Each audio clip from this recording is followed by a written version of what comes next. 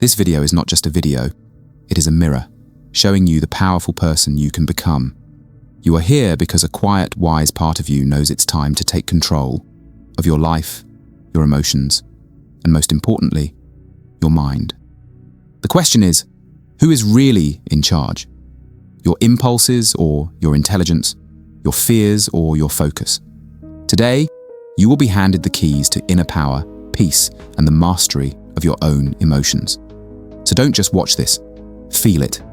This is your first step to taking control of the most powerful force in your world, your own mind. 1. Say no to a cheap high. If it feels good now but makes you feel empty later, it's not pleasure, it's a trap. We live in a world of instant gratification. You feel sad, so you scroll. You feel stressed, so you eat junk food. In that moment, it feels like a solution, but it's a short-term loan from your future happiness that you always have to pay back with interest. This is the dopamine loop. Your brain gets addicted to the easy, quick hits of pleasure, which makes the real, meaningful sources of joy, like deep work or genuine connection, feel boring and difficult. Before you act on an impulse, ask yourself one simple question. How will I feel about this choice in 1 hour? This tiny pause is where your power lies. It's the moment you choose between being a slave to your impulses and being the architect of your future self. 2. Master your 5 senses. Your eyes, your ears, your mouth. These are the gateways to your mind. What you allow in through these gates becomes the raw material for your thoughts and emotions. You cannot grow a beautiful garden if you only plant weeds. In the same way, you cannot cultivate a peaceful mind if you are constantly feeding it with a diet of gossip, negativity, and chaotic content. Your mind absorbs the energy of your environment. This is not about being overly strict. It's about being smart. Instead of mindlessly scrolling through negativity, try watching one inspiring or educational video. Instead of listening to gossip or complaints, try listening to calming music or an insightful podcast. You are the guardian of your own mental space. Protect it. 3. Stop replaying your pain. Your past is not a prison, but you can choose to live inside one if you constantly revisit your most painful memories. Your brain doesn't know the difference between a real and an imagined experience. When you replay a memory of failure or heartbreak, your body re-experiences the stress and sadness of that moment as if it were happening right now. You are literally keeping the wound fresh.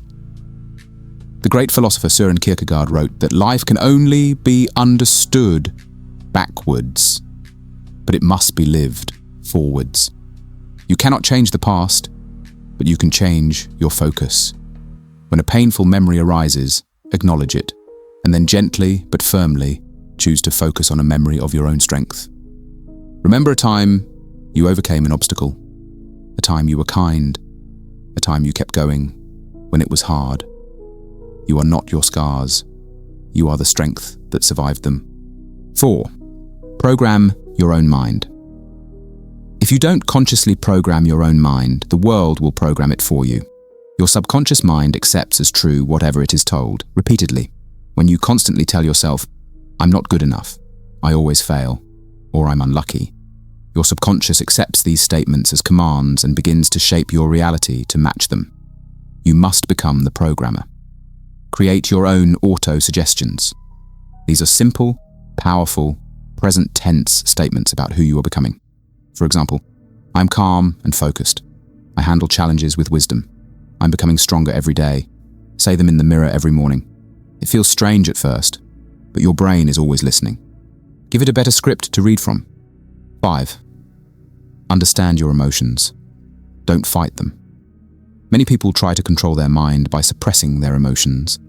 They think they shouldn't feel sad or angry. This is not control. It's repression, and it always leads to an explosion later. Emotions are not your enemies. They are messengers. They are data from your inner world. Anger is often a signal that a boundary has been crossed. Sadness is a signal that you need to heal or let something go. Anxiety is a signal that you need to prepare for something. Instead of fighting these feelings, Get curious. Ask, why are you here? What are you trying to tell me? When you can name the emotion and understand its message, it loses its power to control you. 6. Focus on one thing at a time. Multitasking is a myth that makes you feel productive while actually making you less effective. Your brain cannot focus on two complex tasks at once. It just switches rapidly between them. This task switching is incredibly draining on your mental energy and creates a state of scattered, chaotic thinking.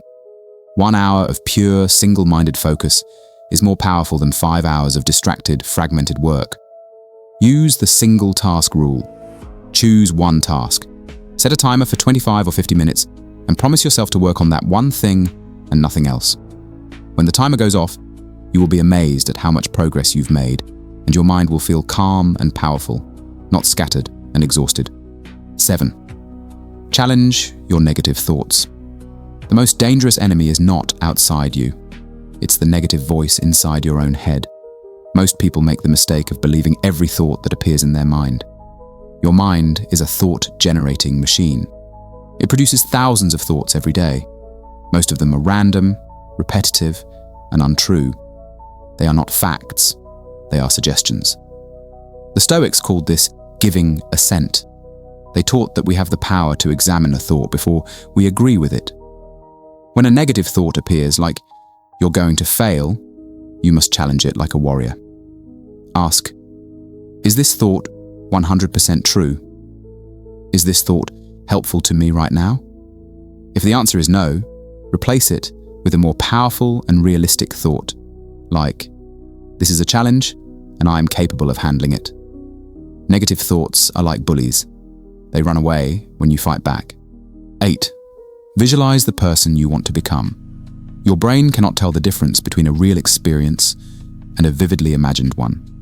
When you consistently visualize yourself achieving a goal, you are creating and strengthening the neural pathways in your brain that will help you get there.